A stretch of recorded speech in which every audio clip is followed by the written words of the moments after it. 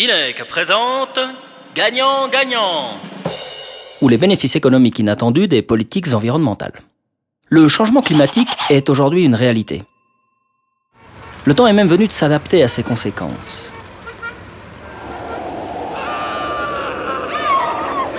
Mais on peut aussi faire quelque chose pour atténuer ses effets. C'est pour cela que le Mexique s'est engagé à réduire ses émissions de gaz à effet de serre entre 22% et 36% en 2030 et jusqu'à 50% en 2050 en relation avec ses émissions de l'an 2000. Mais on est déjà en retard.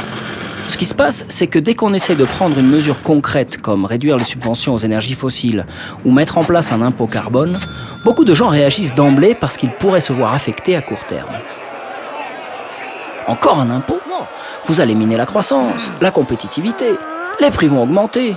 Vous êtes contre le progrès. On va retourner à l'âge de pierre.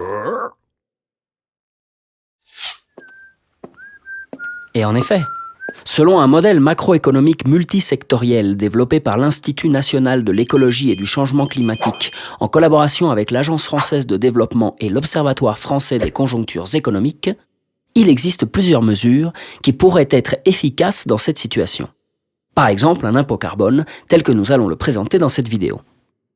Si on applique un impôt carbone progressif et proportionnel à l'effort demandé, de disons $30 la tonne, comme c'est le cas en moyenne dans les pays qui appliquent cette mesure, bon, il faut avouer que comme ça sans plus, l'effet sur la croissance économique est désastreux.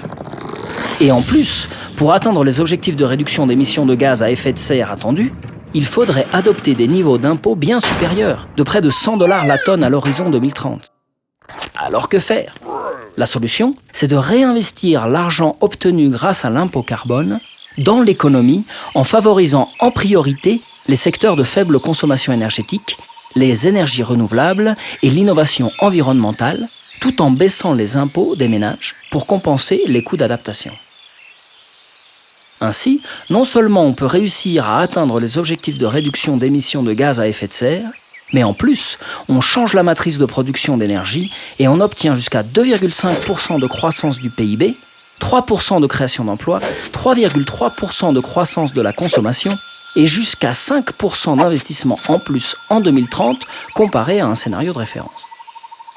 C'est ce qu'on appelle le double dividende, ou en termes non économistes, le gagnant-gagnant des politiques environnementales. Si en plus on arrivait à se mettre d'accord sur un prix international de la tonne de CO2, les coûts d'application seraient encore moins élevés, tant pour le Mexique comme à niveau global. Ainsi, tout le monde est content. La planète est contente, l'économie est contente. Et l'homme des cavernes ?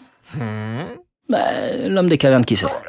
Pour plus d'informations, visitez www.inec.gov.mx.